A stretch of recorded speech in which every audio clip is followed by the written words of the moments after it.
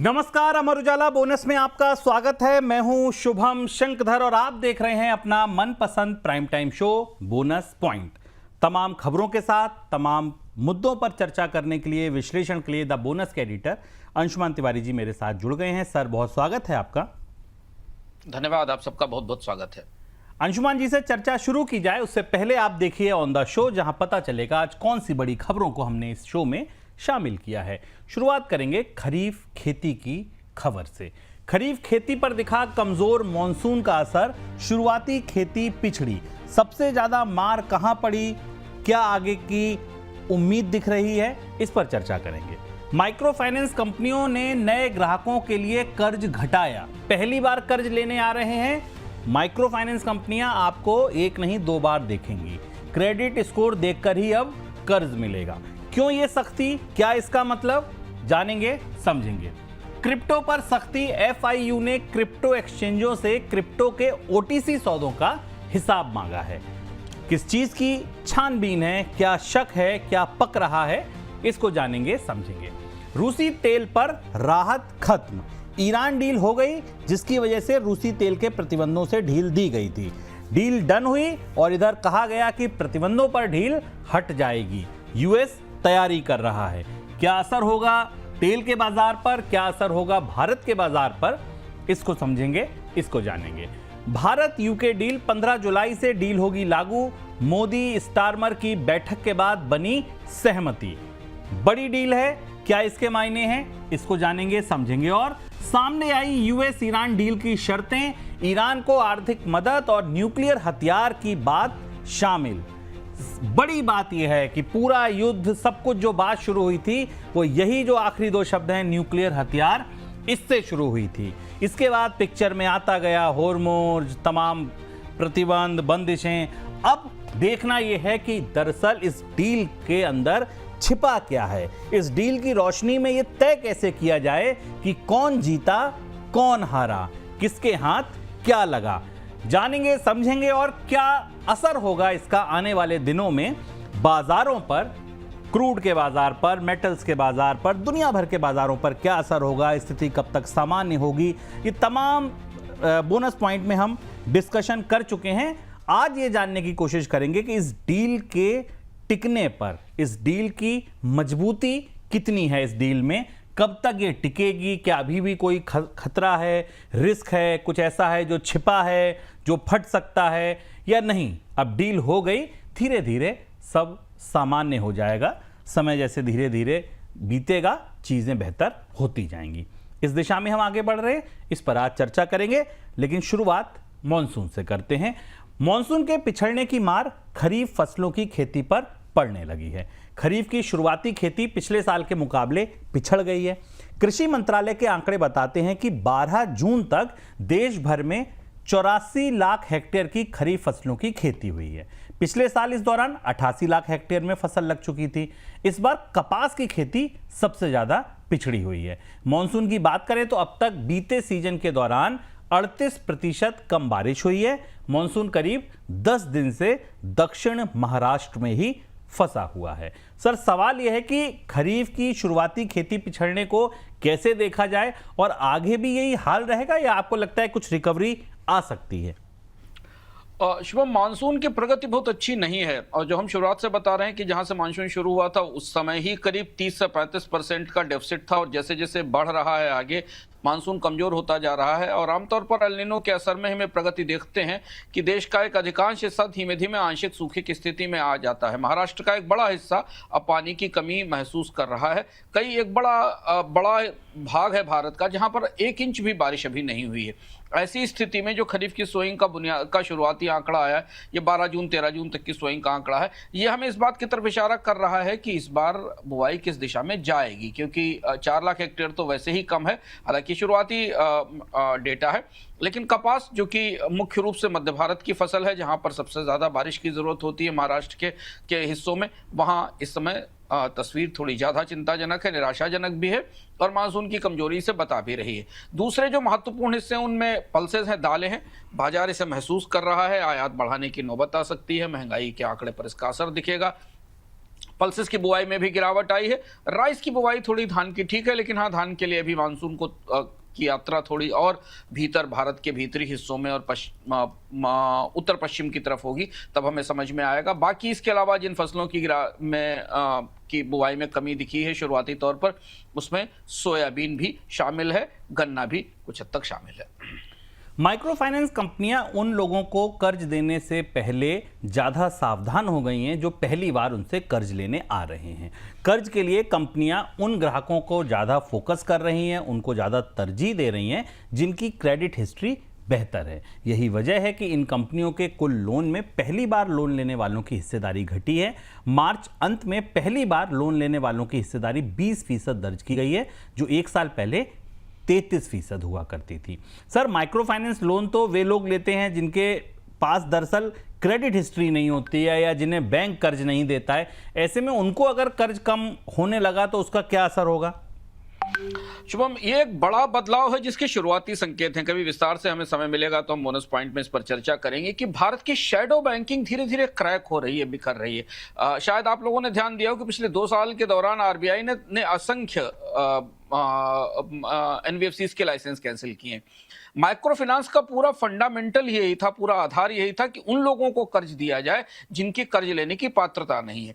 NBFCs भी, जो shadow banking भी खड़ी की गई थी, वो उनके लिए तैयार किया गया था जिनको आमतौर पर मुख्य धारा के बैंकों से लोन नहीं मिलता। जैसे कि किसी को गाड़ी खरीदने के लिए लोन चाहिए और उसकी कोई क्रेडिट हिस्ट्री नहीं है, किसी को ट्रक खरीदने के लिए, कैब खरीदने के लिए लोन चाहिए।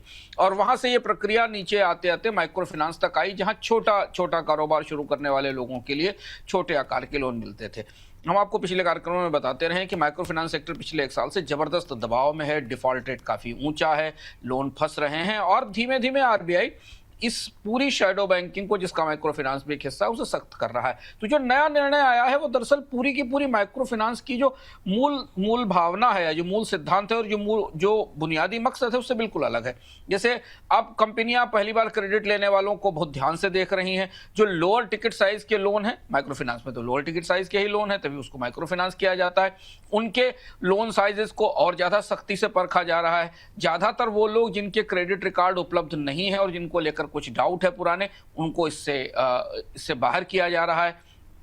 जिनका एक मिनिमम स्कोर बैंड है, एक स्कोर बैंड बनाया गया है, हालांकि अभी उतना स्थापित नहीं है, पर जो क्रेडिट इंफॉर्मेशन रिपोर्ट्स अवेलेबल हैं उनके आधार पर अगर कुछ पता चलता है, बैंक अकाउंट से कुछ पता चलता है, तो उस आधार पर भी उनको लोन देने का निर्णय किया जा रहा है। पोर्टफोलियो के क्वालिटी चेक सख्ती के साथ किए जा रहे हैं और ज़्यादा से ज़्यादा लोग जिनकी किस्तें 1-2 बार में टूटती हैं, उन्हें बाहर किया जा रहा है। तो माइक्रो फाइनेंस की पूरी व्यवस्था अब चुनौतियों में घिरती दिखाई दे रही है, क्योंकि इसका जो फंडामेंटल है, जो बुनियादी फार्मूला है, वही बदलने लगा है इस व्यवस्था के साथ। इलेक्ट्रिक 2 व्हीलर बनाने वाली कंपनियों ने पीएम ई ड्राइव के तहत मिलने वाली सब्सिडी के बंद होने की तैयारी शुरू कर दी है। उन्हें ऐसा आभास हो रहा है कि आने वाले दिनों में ये सब्सिडी बंद हो जाएगी और इसके लिए उन्होंने तैयारी करना शुरू कर दिया है। क्या किया है? 2 व्हीलर कंपनियों ने डीलर्स को कहा है कि बकाया सब्सिडी के क्लेम जल्द से जल्द आवेदन करें। कंपनियों के इस कदम से संकेत मिल रहे हैं कि स्कीम के तहत मिलने वाली सब्सिडी की लिमिट पूरी होने जा रही है और आगे 2 व्हीलर्स की बिक्री बिना सब्सिडी के होगी। बिना सब्सिडी के हुई तो क्या होगा? ग्राहकों को ज़्यादा कीमत चुकानी पड़ सकती है। सर, कंपनियां सब्सिडी के लिए जल्द आवेदन क्यों कर रही हैं? महत्वपूर्ण बात यह है कि सरकार अपने तमाम कार्यक्रमों में अब धीमे धीमे कटौती शुरू करेगी और बजट का असर, राजकोषीय घाटे का दबाव हमें इसमें दिखाई दे रहा है। और इसमें जो सबसे पहले सब्सिडी कटेंगी उनमें ईवी को मिलने वाली सब्सिडी है। क्योंकि फेम 2 को रिप्लेस किया था सरकार ने इलेक्ट्रिक मोबिलिटी प्रमोशनल स्कीम से, EMPS 2024 से, उस प्रक्रिया के तहत भी अब सब्सिडी को सिकोड़ा जा रहा है, खत्म किया जा रहा है। खासतौर से जो ई स्कूटर्स पर सब्सिडी दी जाती थी। तो इस तरीके के संकेत हैं कि जैसे ही ये फेम 2 की सब्सिडी खत्म होगी, वैसे ही ई स्कूटर्स की कीमतों में बढ़ोतरी होगी। 10 से 25 हज़ार रुपए तक की बढ़ोतरी हो सकती है अलग अलग बैटरी साइज के आधार पर ई स्कूटर्स में। ज़्यादा बड़ी बढ़ोतरी आपको दिखेगी उन मॉडल्स में जो प्रीमियम और हाई रेंज के मॉडल हैं, जहां बैटरी हैवी मॉडल्स हैं जिनमें ज़्यादा भारी बैटरियां लगती हैं। अब कंपनियों के लिए इस बाजार में असली चुनौती शुरू होती है कि जब उन्हें अपनी ईवी स्कूटर्स पर सब्सिडी खत्म करके महंगी कीमत पर अपने टू व्हीलर्स बेचने होंगे। और ये एक बड़ा शिफ्ट है जो आने वाला है। अब अगर सरकार इस बीच में प्रक्रिया बदलती है और सब्सिडी को जारी रखने की बात करती है तो अलग परिस्थिति है। हालांकि फेम 2 कई मामलों में विवाद में भी रही थी। इसमें कंपनियों पर जांच हुई थी, जो कंपनियों को भारतीयकरण करने के लिए पुर्जे और हिस्से भारत में बनाने की शर्तें रखी गई थी, उसका भी पालन नहीं किया गया था। तो अब ये सब्सिडी वाली स्कीम धीमे धीमे विदा होने वाली है। क्रिप्टो की ओवर द काउंटर यानी ओटीसी डील जांच एजेंसियों के रडार पर है। फाइनेंशियल इंटेलिजेंस यूनिट ने क्रिप्टो एक्सचेंजों से $10,000 से ऊपर की ओटीसी डील की जानकारी मांगी है। फाइनेंशियल इंटेलिजेंस यूनिट को इन डील्स में मनी लॉन्ड्रिंग का शक है। सर, किस तरह की डील्स हैं ये और एफआईयू की रडार पर क्यों हैं ये? एफआईयू ने उन डील्स को क्रिप्टो में पकड़ने की कोशिश की जिनको ओवर द काउंटर डील्स कहा जाता है, जो एक्सचेंजेस पर ट्रेड नहीं होती लेकिन जो ऑफ एक्सचेंज बुक्स में ट्रेड की जाती हैं। और इसमें क्रिप्टो का एक बड़ा हिस्सा है भारत में। ऐसा मानना है एफआईयू का कि जो ये ट्रेंड भारत में बढ़ रहा है, जहां क्रिप्टो एक्सचेंजेस से बाहर सौदे किए जा रहे हैं। करीब करीब $10,000 से ऊपर के औसत सौदे हैं जो इससे बाहर निकल गए हैं। और इसमें में ना तो एक्सचेंज के पास कोई सूचना है और ना टैक्स अथॉरिटी के पास कोई सूचना है। तो जो सूचना अब मिल रही है उस आधार पर एफआईयू ने जांच और पड़ताल शुरू की है जो ओवर द काउंटर सौदे हैं, क्योंकि हाल फिलहाल के महीनों में इस बात की शिकायतें काफ़ी आई हैं। भारत और भारत के अलावा मध्य पूर्व के देशों से भी जो क्रिप्टो के ट्रांजैक्शंस हो रहे हैं उसमें बहुत सारे ट्रांजैक्शंस ऐसे हैं जो एक्सचेंजेस के बुक्स में भी शामिल नहीं हैं। इस साल हवाई ईंधन के महंगे होने और कई देशों में एयरबेस बंद होने की वजह से भारतीय एयरलाइन कंपनियों के ऑपरेटिंग प्रॉफिट में गिरावट आ सकती है। रेटिंग और रिसर्च एजेंसी क्रिसिल के मुताबिक वित्त वर्ष 2026-27 के दौरान घरेलू एयरलाइन कंपनियों का ऑपरेटिंग प्रॉफिट 10 से 15% घट सकता है। औसत ऑपरेटिंग प्रॉफिट में 16 से 17 हजार करोड़ रुपए की गिरावट की आशंका है। सर, पहला सवाल, कंपनियों के प्रॉफिट को लेकर ताजा अनुमान क्या बता रहे हैं? ये साल काफ़ी खराब है एयरलाइंस कंपनियों के लिए। पिछले साल से ही स्थिति थी, पर इस साल की परिस्थिति काफ़ी जटिल है। और जो हम आपको लगातार बताते चले आ रहे हैं कि कंपनियों को अपनी उड़ानें बंद करनी पड़ रही हैं, उन्हें किराए बढ़ाने पड़े हैं, वो परिस्थिति अब उनकी बैलेंस शीट में दिख रही है। जो आंकड़े क्रिसिल के एनालिसिस से आए उससे जो एग्रीगेट प्रॉफिट है वो भारत की एविएशन इंडस्ट्री का 16 से 17 हजार करोड़ रुपए रहेगा, जो पिछले साल की तुलना में करीब 10 से 15% कम होगा। यानी पिछले साल करीब 19,000 करोड़ रुपए के आसपास कंपनियों का प्रॉफिट था। और इसमें सबसे ज़्यादा बड़ा असर एटीएफ के प्राइस बढ़ने का है। इस पर हालांकि सरकार ने सब्सिडी जैसी और तमाम सुविधाएं दी हैं, लेकिन एटीएफ के प्राइस कंपनियों को बुरी तरह प्रभावित कर रहे हैं। दूसरी चीज़ ये कि जो कंपनियों के रूट्स हैं उन पर भी अंतर्राष्ट्रीय स्तर पर पिछले 4-5 महीनों से जो अस्थिरता चल रही है उससे ऑक्यूपेंसी भी कम हुई है और कंपनियों के लिए अंतर्राष्ट्रीय स्तर की उड़ानों को काटने की मजबूरी भी बनी है। तो ये दूसरी महत्वपूर्ण बात है। इसका असर जो आपको भारत के एविएशन उद्योग पर अगले 6 महीने तक दिखाई देगा, उसमें महत्वपूर्ण बात है कि जो किराए एटीएफ के कारण बढ़े हैं हाल में वो वापस नहीं होंगे, क्योंकि कंपनियां इस पूरे साल घाटे में रहेंगी। तो अगर आप नियमित यात्रा करते हैं शहरों के बीच में तो मानिए कि 1000 से 1200 रुपये सारी टिकटें महंगी हो गई हैं। वो टिकटों में बढ़ोतरी आने वाले समय में भी बनी रहेगी, कंपनियां उसे कटौती नहीं करेंगी। और दूसरी बड़ी चीज़ ये है कि जो फ्लीट का एक्सपेंशन का काम था, नए जहाज लाने का, नई उड़ानें शुरू करने का, नए रूट्स जोड़ने का, वो सारा काम अब बंद हो गया है। बल्कि तमाम कंपनियों ने एयरलाइंसेस ने, भारत में जो 2-3 एयरलाइंसेस हैं, उन्होंने अपनी उड़ानों में भी कटौती की है और अपने जहाज भी खड़े किए हैं। तो ये एक स्क्वीज की स्थिति है एयरलाइंस के लिए, क्रिसिल की रिपोर्ट कहती है। और ये लगभग इस पूरे साल जारी रहेगी जब तक कि एटीएफ की कीमतों में कमी नहीं आती और पुराने घाटे रिकवर नहीं होते। सर, दूसरा क्या इसका हवाई किरायों पर भी कोई असर होगा? किराए कम नहीं होंगे आने वाले दिनों में ये है, बल्कि किराए में बढ़ोतरी जारी रहेगी अगर एटीएफ की कीमतें ऐसी ही बनी रहीं, क्योंकि अभी एटीएफ की आपूर्ति सामान्य होते होते कम से कम 5 से 6 महीने लगेंगे। 50% से ज़्यादा एटीएफ की कीमतें पूरी दुनिया के बाजार में बढ़ी हैं। तो अगर आप यात्रा कर रहे हैं और ख़ासतौर से जो समर का सीज़न है, इस सीज़न में भी है और इसके बाद आने वाले समय में भी किराए का जो नया बेंचमार्क आ गया है या जो महंगे हुए हैं, वहाँ से अब उनके नीचे आने की गुंजाइश सीमित ही दिखाई देती है। अमेरिका ने रूसी तेल की खरीद को लेकर प्रतिबंधों में जो ढील दी हुई है वह अब देश खत्म होने जा रही है। अमेरिका और ईरान की डील के बाद रूसी तेल पर लगे प्रतिबंध फिर से वापस लौट रहे हैं। भारत के क्रूड इंपोर्ट में रूसी तेल की सबसे बड़ी हिस्सेदारी है और अमेरिकी प्रतिबंधों की वजह से भारत में रूसी तेल की खरीद प्रभावित हो सकती है। सर, भारत पर क्या असर होगा अगर ये प्रतिबंध वापस लौट आए तो? सिर्फ छोटी सी एक विंडो मिली थी मई में अगर आप अप्रैल मई में माने, अप्रैल मई में जब रूस ने प्रतिबंध हटाए थे, क्योंकि इससे पहले अमेरिका ने प्रतिबंध हटाए थे, इससे पहले तो प्रतिबंध लगा दिया गया था, बल्कि भारत पर 25% की पीनल ड्यूटी भी लगाई गई थी। तो वो जो 1-1.5 महीने का समय था, उस समय में भारत ने रूस का थोड़ा तेल आयात किया था, लेकिन वो सस्ता नहीं था, उसमें डिस्काउंट कोई नहीं था और रूस को चूंकि नया बाजार मिला था तो रूस ने ब्रेंट के आसपास की कीमत पर ही यूराल ग्रेड का क्रूड बेचना शुरू किया था। अब परिस्थिति बड़ा स्पष्ट हो गई है, ईरान से संधि की हो गई है, जो शायद अगले 60 दिन में अगर स्थायी रूप ले लेती है तो ईरान का तेल बाजार में आना शुरू होगा। इस पर हम आगे भी बात भी करेंगे कि ईरान के तेल की क्या संभावना है। रूस को लेकर अब प्रतिबंध वापस लौट रहे हैं और चूंकि पिछले 24 घंटे के अंदर यूक्रेन और रूस के बीच एक बड़ा टकराव होता दिखाई दिया है, जिसमें कि मॉस्को भी शायद निशाने पर था, ऐसी अंतर्राष्ट्रीय स्तर पर खबरों में चर्चा है।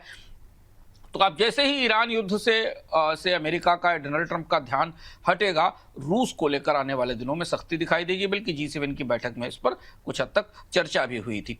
तो रूस पर प्रतिबंध और सख्त होंगे और रूस के पास अब उसके ऑयल इंस्टॉलेशंस पर जिस तरह से हमले हुए हैं, उससे निर्यात की क्षमताएं भी सीमित हो रही हैं। तो भारत के लिए अब रूस के तेल की खिड़की बंद है, डिस्काउंट की संभावना नहीं है। और चूंकि भारत ने अपना तेल की आपूर्ति के बाजार को रूस से निकालकर अमेरिका की तरफ शिफ्ट किया है, तो एक बड़ा हिस्सा अब अमेरिका से आयात होगा, बाकी जो बचा हुआ हिस्सा है वो मध्य पूर्व के बाकी देशों से इंपोर्ट के तौर पर लिया जाएगा। रुपए को मजबूत बनाने के लिए रिजर्व बैंक ने एक और कदम उठाया है। रिजर्व बैंक ने गैर रेजिडेंट डिपॉजिट पर इंटरेस्ट रेट कैपिंग अस्थायी तौर पर हटा दी। कैपिंग सितंबर तक के लिए हटाई गई है और इसे तुरंत प्रभाव से लागू कर दिया गया है। इस कदम से बैंकों को विदेशी फंड के डिपॉजिट को आकर्षित करने में ज़्यादा मदद मिलेगी। इस बीच कच्चे तेल की कीमतों में गिरावट, शेयर बाजार में तेजी और रिजर्व बैंक के पहले उठाए गए कदमों की वजह से रुपए में रिकवरी देखने को मिली है। गुरुवार को रुपए ने प्रति डॉलर 94 रुपये 21 पैसे का स्तर छुआ, जो बीते 6 हफ्तों का ऊपरी स्तर है। सर, सवाल यह है कि आरबीआई की तरफ से एफसीएनआर डिपॉजिट पर जो इंटरेस्ट रेट कैपिंग हटाने का फैसला है, इसका क्या असर होगा? क्या इसमें कोई रिस्क भी हो सकता है? आरबीआई ने यह देखा कि जैसे ही एफसीएनआर पर अकाउंट्स पर बैंकों को थोड़ी रियायत दी गई, विदेशी मुद्रा का प्रवाह या डॉलर आना शुरू हो गए, तो एक बार फिर उसे और ज़्यादा आगे बढ़ाते हुए एक विंडो और दे दी गई है, जिसमें कि डिपॉजिटर्स 6 से 7% तक ऊपर पहुंच गए हैं 3 साल के टेन्योर पर। अब यहाँ इसमें बैंकों के लिए हेजिंग कॉस्ट रिकवर हो रही है, आरबीआई को विदेशी मुद्रा मिल रही है, क्योंकि उसकी सबसे बड़ी ज़रूरत है जो इस समय दिख रहा है। तो तात्कालिक तौर पर ये उपाय महत्वपूर्ण है और इससे हमने रुपए को थोड़ा समर्थन और मदद मिलते हुए देखी। हालांकि जितनी संभावना रुपए में रिकवरी की थी, वैसी संभावना नहीं दिखी है, क्योंकि डॉलर की मजबूती एक बड़ी वजह बन रही है। पर यहाँ 2 महत्वपूर्ण फैक्टर हैं जो ध्यान रखना जरूरी है, जो कि बैंकों में निवेश करते हैं उनके लिए जानना जरूरी है। पहली चीज तो ये कि जो एफसीएनआरबी के रेट हैं वो टाइम बाउंड है, 30 सितंबर 2026 तक ही बढ़ाए जा पाएंगे, उसके बाद नहीं बढ़ाए जा पाएंगे। तो एक किस्म का कैरी ट्रेड क्रिएट होता है, जिसमें कि अगर अंतर्राष्ट्रीय स्तर पर रेट्स बढ़ते हैं या रुपए को लेकर दबाव बढ़ता है, रुपए में गिरावट दिखती है, तो बैंक्स के लिए चुनौती होगी कि वो इस डॉलर को कैसे रोक पाएं। और दूसरी एक और बात जो भीतर की बात है कि अब बैंकों के लिए 2 अलग अलग डिपॉजिट्स में ब्याज दरों को संतुलित करना मुश्किल होगा। जैसे कि घरेलू बचतों पर अगर भारतीय लोग हैं और उनको भारत के बचतकर्ताओं को जो ब्याज मिल रहा है उससे कहीं ज़्यादा ब्याज, और उससे ऊपर अगर हेजिंग का फायदा मिलाया जाए बैंकों को मिलने वाला, तो वो एनआरआईज को मिलने वाला है। ऐसी स्थिति में अब बैंक आने वाले दिनों में ब्याज दरें कम नहीं कर पाएंगे घरेलू डिपॉजिट्स के ऊपर, ये दबाव बना रहेगा। तो ये 2 महत्वपूर्ण फैक्टर हैं। पर देखना होगा कि ये जो नई रियायत दी गई है, इसके बाद कितनी विदेशी मुद्रा इस अकाउंट में या एफसीएनआरबी के तहत आती है, क्योंकि फेडरल रिजर्व की कल बैठक हुई थी, वहां से भविष्य में ब्याज दरें बढ़ने के एक संकेत भी मिलने लगे हैं। तो इसलिए आरबीआई चाहता है कि जब तक ब्याज दरें बढ़ें, उससे पहले जितना अधिकतम विदेशी मुद्रा को एफसीएनआरबी में के खातों में मंगाया जा सके, उसे मंगाने की विंडो खोली जाए, और जिस वजह से ये रियायत बढ़ाई गई है। सर एक और सवाल, ये एचडीएफसी बैंक ने आरबीआई के फिक्स रेट स्वैप के तहत विदेशी बॉन्ड से करीब 75 करोड़ डॉलर जुटाए हैं, इसका भी रुपए पर कोई असर होगा? ये दूसरा फैसला था। अगर आप देखें जो आरबीआई की मौद्रिक पॉलिसी में फैसले आए थे उसमें एक फैसला बॉन्ड ओपनिंग का था, दूसरा एफसीएनआरबी डिपॉजिट्स के ऊपर बैंकों की जो हेजिंग कॉस्ट थी उस पे आरबीआई की तरफ से सब्सिडी देने का फैसला था, और तीसरा ये था कि भारतीय बैंकों से ये कहा गया था, कंपनियों से भी खासतौर से बैंकों से कहा गया था कि वो ईसीबी रूट से डॉलर ले आए 3 से 4 साल के लिए, और वो डॉलर आरबीआई को दे दें और आरबीआई से उसके बदले में भारतीय करेंसी ले लें। तो एचडीएफसी ने क्या किया, $750 मिलियन का 5 साल का एक ऑफशोर बॉन्ड गिफ्ट सिटी के जरिए, आईएफएससी के जरिए बेचा है, उससे $750 मिलियन आए हैं। करीब करीब बॉन्ड की जो कीमत है वो 5 साल का जो यूएस ट्रेजरी का बेंचमार्क रेट है उससे 90 बेसिस पॉइंट ऊपर की रखी गई, मतलब मान सकते हैं 5.07% के आसपास का कूपन रेट है जिस पर ये बॉन्ड ईसीबी की बोरोइंग के लिए डाला गया है। इम्पैक्ट ये है कि अभी फिलहाल आरबीआई को तत्काल मदद मिलेगी, $750 मिलियन आएंगे। एचडीएफसी को अगर कैश की जरूरत होगी, लिक्विडिटी की जरूरत होगी तो एचडीएफसी को लिक्विडिटी मिलेगी, लेकिन रिस्क ये है कि ये शॉर्ट टर्म क्रेडिट है। ऐसी स्थिति में 2013 में भी देखी थी, लेकिन इस बार थोड़ी परिस्थितियां और ज्यादा चुनौतीपूर्ण हैं। ये शॉर्ट टर्म लोन्स हैं 5 साल के 7 साल के, जो आरबीआई बैंकों के जरिए जुटा रहा है पूरी दुनिया से और डॉलर उसके जरिए लेके आ रहा है। एक महत्वपूर्ण चुनौती तब आएगी जब इनकी रिकवरी शुरू होगी और ये जो इनके डॉलर्स की डिमांड शुरू होगी, और इसके लिए अगले 3 से 4 साल में वापस करने की बात होगी। और इसलिए हमेशा विदेशी मुद्रा बाजार फॉरवर्ड को बहुत करीब से देखने की कोशिश करता है। अब यहां से अगर आरबीआई के पास अभी से लेकर 3 से 4 साल तक सामान्य व्यवस्था के तहत नॉन डेट विदेशी मुद्रा की बढ़ोतरी नहीं होती, वो कहाँ से आएगी? वो आएगी निर्यात से, वो आएगी भारतीय शेयर बाजार में लंबे समय के निवेश से। नहीं होती तो फिर आने वाले दिनों में जब इस कर्ज की रिकवरी शुरू होगी या जो एचडीएफसी जैसे बैंकों को जब ये पैसा वापस चुकाना होगा, तब विदेशी मुद्रा बाजार में या विदेशी मुद्रा भंडार से एक बड़ा ड्रॉ शुरू होगा। लेकिन फिलहाल रुपए को राहत मिल रही, पर रुपए को करीब से देखने वाले लोग 2 से 3 साल 4 साल के आगे का परिदृश्य भी देख रहे हैं। जिन लोगों ने अर्थम देखा होगा रुपए पर जो हमने किया था, उसमें हमने ये बात डिस्कस भी की थी, शुभम बताई थी कि भारत को अब कितना विदेशी मुद्रा भंडार चाहिए। इस परिस्थिति में जहां आज खड़े हुए हैं, जहां एकदम आरबीआई और सरकार चारों तरफ एकदम बेचैन से होकर किसी भी रास्ते से डॉलर लेकर आ रहे हैं और उसमें अधिकांश डॉलर शॉर्ट टर्म डेट के हैं, इसे कवर करने के लिए अब भारत के पास $700-800 बिलियन के विदेशी मुद्रा भंडार से काम नहीं चलेगा। मिनिमम $1 ट्रिलियन का फॉरेक्स रिजर्व भारत के लिए अब बनाना जरूरी हो गया है। जो परिस्थिति इस वक्त हम देख रहे हैं पूरी दुनिया में उतार चढ़ाव की, जो आने वाले दिनों में और ज्यादा बढ़ेगी। तो फिलहाल तो रुपए को सहारा है, लेकिन विदेशी मुद्रा भंडार को लेकर आने वाले दिनों में सवाल और चिंताएं बनी रहेंगी। भारत और यूके के बीच हुआ मुक्त व्यापार समझौता अगले महीने लागू होने जा रहा है। दोनों देशों में ट्रेड डील को लागू करने पर सहमति बन गई है। डील पर 1 साल पहले हस्ताक्षर हुए थे, लेकिन भारत की तरफ से यूके में स्टील इंपोर्ट पर लगाई गई सेफगार्ड ड्यूटी को लेकर आपत्ति दर्ज की गई थी और उसकी वजह से समझौता लागू नहीं हो पा रहा था। लेकिन फ्रांस में G7 बैठक के दौरान प्रधानमंत्री मोदी और यूके के प्रधानमंत्री कीयर स्टारमर के बीच बातचीत हुई, मुलाकात हुई और समझौते को लागू करने पर सहमति बनी। समझौता 15 जुलाई से लागू हो जाएगा। सर, क्या स्टील का मुद्दा सुलझ गया? समाधान निकला कैसे? जो संकेत मिले, हालांकि आधिकारिक रूप से ना तो यूके की तरफ से कुछ कहा गया ना भारत के पक्ष की तरफ से कहा गया, लेकिन जिन लोगों से बात हो रही है हमारी और जो G7 में गए हुए लोग हैं या भारत के जो प्रतिनिधि हैं जो यूके के साथ बात कर रहे हैं, उसमें भारत की तरफ से दिए गए प्रस्ताव पर यूके सहमत होता दिख रहा है। वो प्रस्ताव ये है कि भारत के करीब 85% स्टील एक्सपोर्ट्स को जो नई शर्तें यूके ने लगाई हैं उनसे बाहर रखा जाएगा। यूके की नई शर्तें क्या हैं कि अगर आप निर्धारित कोटे से ज़्यादा स्टील का एक्सपोर्ट यूके के बाजार में करेंगे तो वहां पर एक अतिरिक्त इंपोर्ट ड्यूटी या एक पीनल ड्यूटी देनी पड़ेगी। तो करीब 85% एक्सपोर्ट इससे बाहर रहेंगे, जो नई सेफगार्ड ड्यूटीज हैं जो 1 जुलाई से लागू होने वाली हैं। इसके अलावा जो बाकी एक्सपोर्ट होंगे उन एक्सपोर्ट्स पर ये ड्यूटी लगाई जाएंगी। इस वजह से यही एक महत्वपूर्ण विवाद का विषय था। भारतीय पक्ष शायद इस पर सहमत हो गया है कि वो 85% एक्सपोर्ट्स को बचा लाया है इस पूरी व्यवस्था में। जो सामान्य कोटे से अधिक के भीतर वाले एक्सपोर्ट्स हैं वो पहले से बाहर थे। तो अभी देखना होगा कि आधिकारिक रूप से ये संधि क्या है ये समझौता क्या हुआ, इसके फाइन प्रिंट क्या है, डिटेल्स क्या है, डिटेल्स से ही पता चलता है व्यापार समझौतों में कि दरअसल हुआ क्या है वास्तविक तौर पर। लेकिन हाँ, इशारा दोनों पक्ष की तरफ से कहा गया है कि जुलाई के महीने में FTA सक्रिय हो जाएगा, इसका लागू हो जाएगा, क्योंकि ये सबसे जल्दी लागू होने वाला FTA था, लेकिन वो स्टील के कारण रुक गया है। इसके असर से यूके से आने वाला तमाम सामान, उसमें लिकर है, विस्कीज है, वो भारत में सस्ती हो सकती है। अमेरिकी राष्ट्रपति ट्रंप ने कहा कि भारत और अमेरिका के बीच ट्रेड डील फाइनल होने के करीब है। फ्रांस में G7 समिट के दौरान प्रधानमंत्री मोदी से मुलाकात के समय उन्होंने ये बयान दिया। ट्रंप ने यह भी कहा कि भविष्य में भारत का दौरा करेंगे। दोनों देशों के बीच ट्रेड डील लंबे समय से बातचीत चल रही है। सर, भारत और अमेरिका की डील अभी अटकी कहाँ है?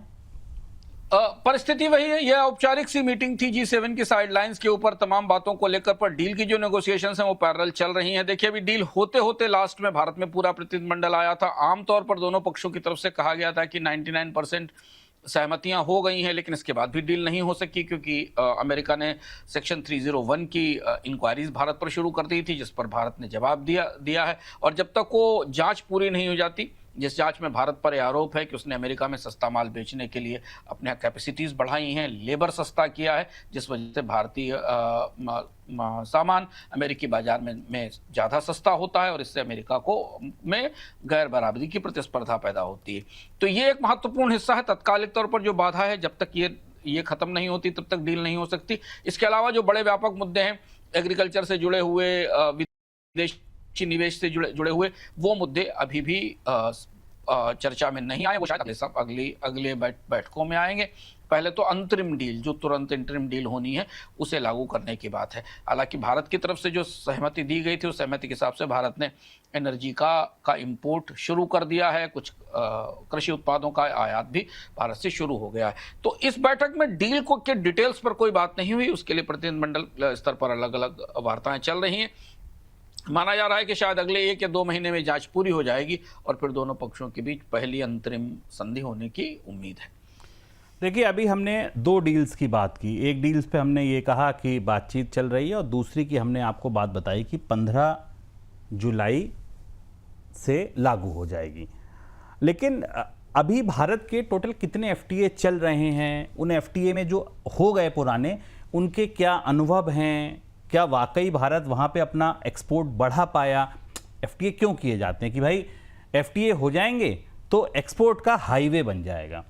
तो FTA जो पुराने हुए, उनसे एक्सपोर्ट का हाईवे बना या इंपोर्ट का एक्सप्रेसवे बन गया उल्टा, ये देखने की ज़रूरत है। तो आज क्लियर कट में भारत के सारे FTA बढ़े, कहाँ कहाँ डील हुई, कितना एक्सपोर्ट हुआ, GTRI का, नीति आयोग का नंबर क्या कहता है, आसियान के अनुभव कैसे थे, फायदा दरअसल किसे मिला, आज पूरे FTA के सारे तार आपके सामने क्लियर कट में खोल देंगे।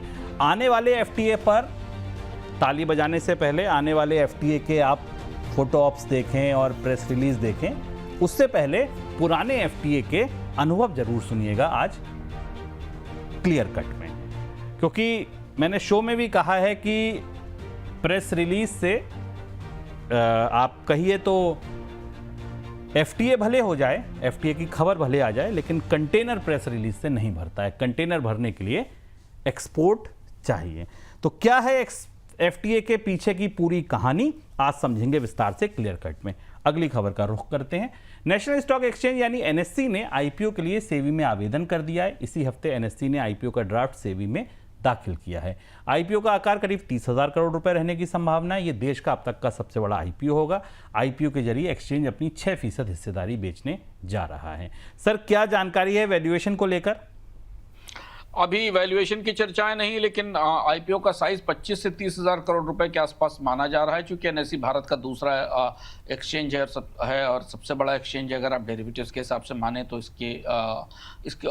इसका क्या IPO का इंतजार था, बाजार में भी काफ़ी समय से होता था और कई सारे विवाद थे लंबे। तो इसलिए कल रात में जब DRHP फाइल हुआ तो बाजार की उम्मीदें बनती दिखाई दी हैं। माना जा रहा है कि इस IPO में 50% के आसपास QIB का कोटा होगा, 15% एनआईज के लिए होगा और 35% के आसपास का हिस्सा रिटेल इन्वेस्टर्स के लिए रखा जाएगा। बाकी तो चूंकि स्टॉक एक्सचेंजेस को लिस्ट कराना ज़रूरी है, उस लिस्टिंग व्यवस्था के तहत इसका IPO लाया जा रहा है। विस्तृत ब्यौरे के आधार पर यह देखना होगा कि कैसे स्टॉक एक्सचेंज इस संसाधन का, इस धन का अपनी बाकी चीज़ों में इस्तेमाल करेगा। लेकिन हाँ, प्राइमरी मार्केट का सेंटिमेंट जो पिछले कई महीनों से खराब था, वहाँ पर 2 बड़े IPO में से पहले IPO की घोषणा हो गई है।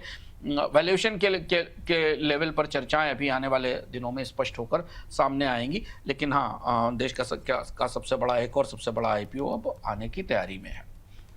अमेरिकी सेंट्रल बैंक फेडरल रिजर्व ने ब्याज दरों को एक बार फिर से स्थिर रखने का फैसला लिया है। ब्याज दरें 3.5 से 3.75% स्थिर रखी गई हैं। ब्याज दरें इस बार उम्मीद थी कि शायद कम होंगी, क्योंकि इसीलिए नए फेडरल रिजर्व गवर्नर लाए गए थे, लेकिन ऐसा नहीं हुआ। फेडरल रिजर्व के नए चीफ केविन वॉश की अध्यक्षता में ब्याज दरों को लेकर यह पहला फैसला हुआ। ईरान युद्ध की वजह से बढ़ी आर्थिक अस्थिरता और अमेरिका में महंगाई को देखते हुए अमेरिकी सेंट्रल बैंक ने ब्याज दरों में किसी तरीके का बदलाव नहीं किया। सर, भविष्य के क्या संकेत पकड़ सकते हैं जो ताजा फेडरल रिजर्व की बैठक हुई उससे?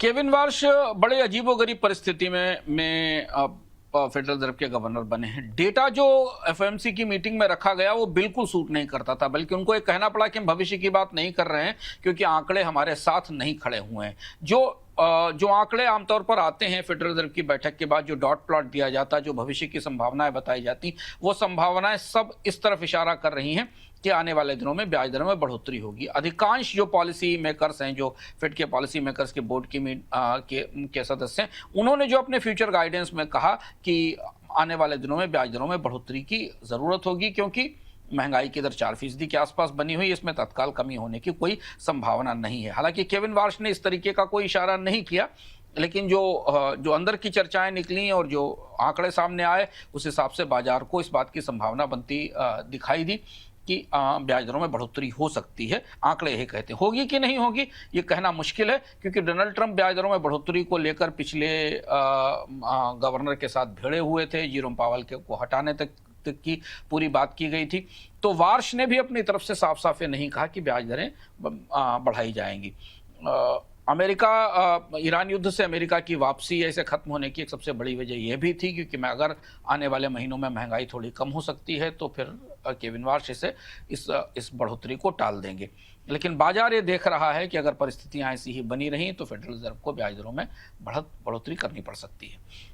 सर, फेडरल रिजर्व के फैसले का रुपए को लेकर जो भारत ने भी हाल फिलहाल में प्रयास किए, उन पर कोई असर होगा क्या?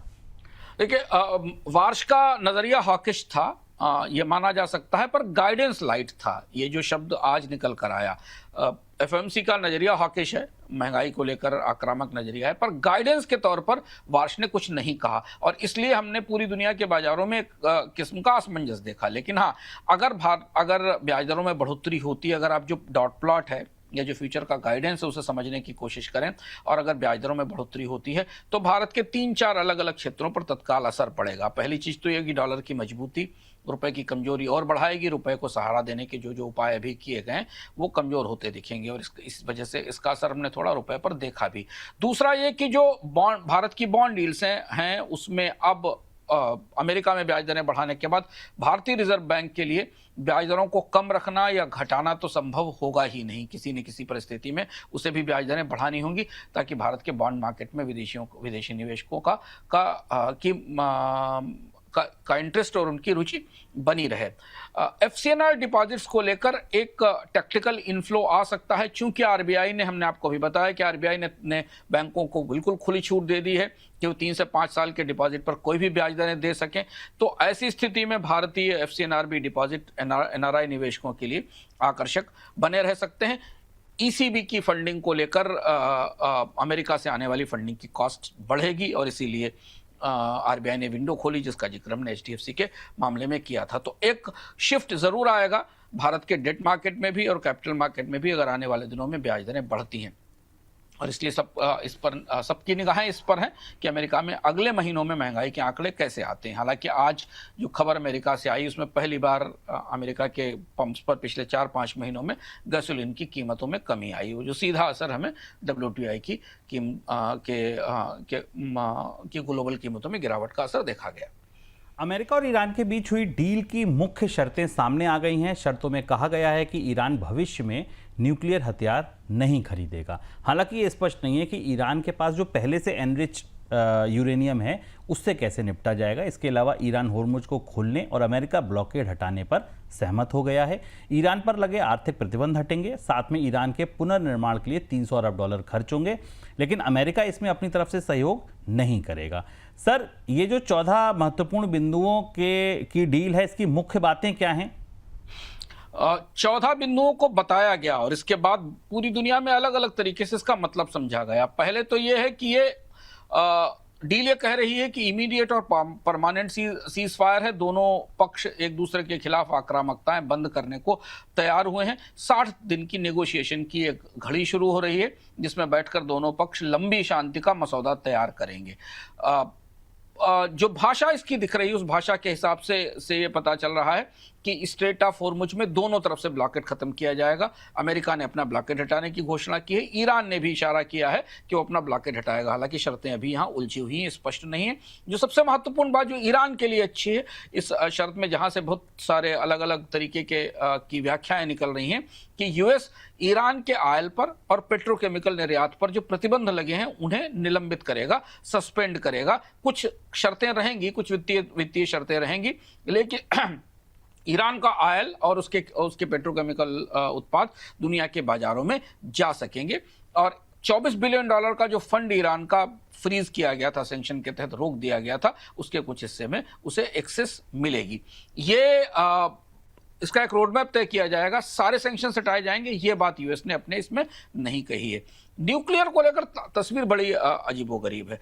ईरान के पास जो न्यूक्लियर है, जिस वजह पर से पूरी जंग हुई, जो यूरेनियम है, उसको लेकर तो स्पष्ट नहीं, उसका क्या होगा ये स्पष्ट नहीं है। लेकिन जो मसौदा है वो ये कहता है कि नए न्यूक्लियर वेपन नहीं बनाएगा। ईरान ने इस बात की कमिटमेंट की है। जो स्टॉक पाइल है उसका क्या होगा, शायद इस पर चर्चा अगले 60 दिनों में होगी और 60 दिनों तक अब यथास्थिति बरकरार रहेगी, कोई बदलाव किसी तरीके से नहीं होगा। जो रिकंस्ट्रक्शन होना है ईरान में इस जंग के बाद, वो अगर आगे आने वाले समय में कुछ ऐसी सहमति बनती है तो अमेरिका और उसके सहयोगी इस रिकंस्ट्रक्शन प्लान के लिए ईरान के साथ आगे बात करेंगे। सर, एक बात ये कि डील आपको कितनी मजबूत लग रही है, या इसको लेकर क्या कोई अभी भी रिस्क लग रहा है? डील फ्रेजाइल है और स्ट्रक्चरली बहुत कमजोर दिख रही है, क्योंकि एक तो इस युद्ध में जीता कौन, नतीजा क्या निकला ये कहना मुश्किल है। लेकिन अगर आप प्रत्यक्ष रूप से देखें तो ये डील ईरान के पक्ष में जाती दिखती है। जो हमने अब आपको बताया था कि अमेरिका पर लगातार दबाव है महंगाई रोकने का, कच्चे तेल की कीमतों का ईरान ने जिस पेशेंस के साथ इस पूरे मामले को हैंडल किया और जो कूटनीति की, उसका असर में दिखा कि तात्कालिक तौर पर ईरान को एक बड़ी रियायत मिल गई कि जंग हट गई, होर्मुज का ब्लॉकेट खुल गया, यानी उसके शिप जाना शुरू हो गए। और दूसरा, उसे सीमित तौर पर प्रतिबंधों से रियायत मिल गई, ईरान का तेल बाजार में जाने लगेगा।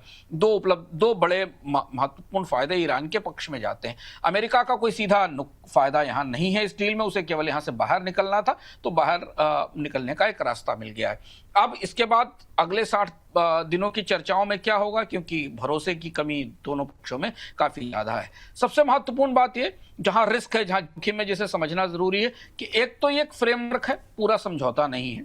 किसी भी तरीके से दोनों पक्ष किसी सहमति पर, शांति सहमति पर दस्तखत करने को राजी नहीं हुए। दुनिया के इतिहास ने पिछले 50 सालों में, 60 सालों में ऐसे कई समझौते, कई ऐसी सहमतियां देखी हैं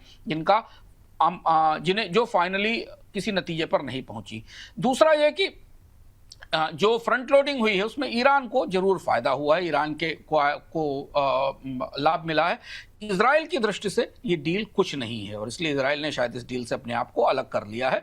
कंप्लायंस कैसे होगा इसको लेकर तस्वीरें बिल्कुल साफ नहीं है। लेबनान और प्रॉक्सीज, जिनको शामिल करने की बात बार बार की जा रही थी, ईरान की शर्त थी कि लेबनान को भी संधि में शामिल किया जाए और इजराइल वहां हमले रोके। और इजराइल की शर्त थी कि जो प्रॉक्सीज हैं, हिजबुल्लाह और हमास, उन्हें ईरान से जो मदद मिलती है उसे रोका जाए। ये बात अभी भी स्पष्ट नहीं है। तो ये स्पॉइलर हो सकते हैं, ये भविष्य में दोनों फिर किसी तरह से टकराव की स्थिति में आ सकते हैं और संधि को पटरी से उतार सकते हैं।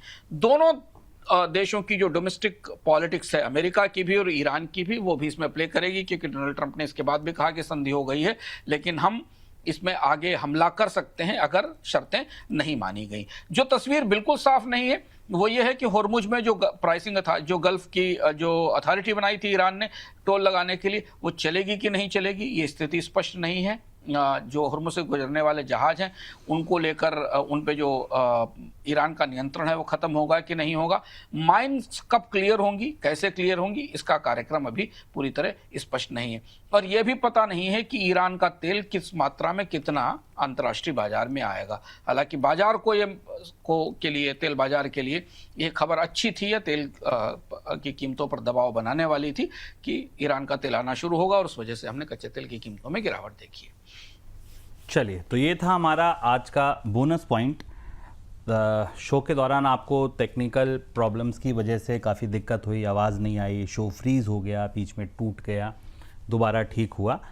अगले 15-20 मिनट में हम ये पूरा शो फिर से अपलोड कर देंगे, जहां पर आप बिल्कुल बिना किसी अवरोध के इस पूरे शो को आराम से देख पाएंगे। ये जो टेक्निकल प्रॉब्लम की वजह से आपको असुविधा हुई, इसके लिए क्षमा प्रार्थी हैं, खेद हैं। आगे से कोशिश होगी ऐसा ना हो। फिलहाल हमको इजाज़त दीजिए। 9 बजे क्लियर कट में मिलता हूँ आपसे फिर से। नमस्कार।